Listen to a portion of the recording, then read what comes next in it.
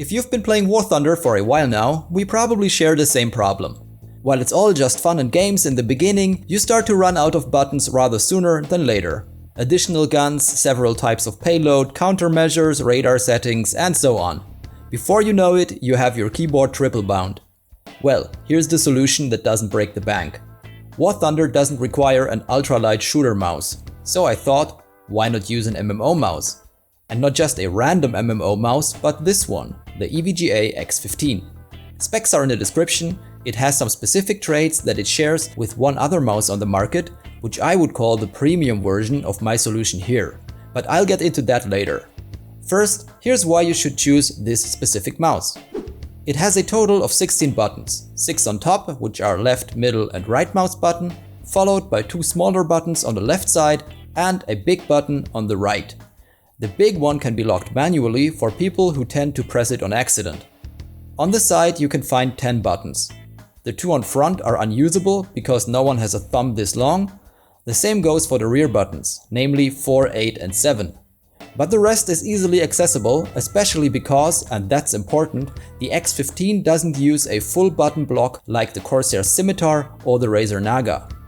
This means you get A position in the center of the buttons where you can grab the mouse to lift it off, and B, you always know where your thumb is located because of the haptic feedback you get from the little center knob.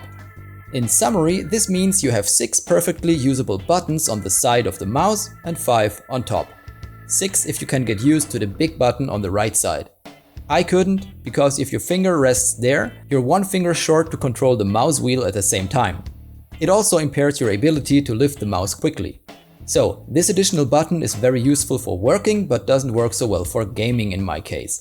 Bottom line, in the end you get a minimum of 11 workable buttons in total. Let's get into the bindings, my personal experience with War Thunder and MMO mice, especially the X15, and then let's check out a wireless alternative. For air combat I used the following basic bindings. Small guns on left mouse, zoom on the right button, air brake on this one. On the side I bound fire additional guns, fire large caliber guns and drop countermeasures. This leaves you with 2 more buttons on the side and 2 on top for additional bindings like radar and targeting. 1 more if you also use the large button. This also frees up quickly accessible keys on your keyboard. For the record, I select secondaries like bombs and missiles with R and release them with space. You have to select your weapons after mid-tier anyways, so it makes sense to get used to this from the beginning, right? For ground combat my config looks like this. Left button for primary gun, right button zoom, here's scouting. On the side I've bound fire secondary guns, fire MG, select MG, binoculars and reset weapon selection. This enables you to quickly switch to mounted MGs and back, so you can aim and fire without moving the whole turret. Binoculars and scouting on the mouse allows for quick scouting and on-the-fly use of the binocs. I've been using this config for a few days now, and the less misclicks I produce, the more awesome it becomes. The mouse itself surprised me from a quality perspective. Its soft plastic shell is of high quality, the main switches are optical and feel very nice, and the PIXART 3389 sensor is a lot better than anything War Thunder could ever require. On top of that, it glides very well. Because of the palm grip, I also don't really feel the weight of the mouse.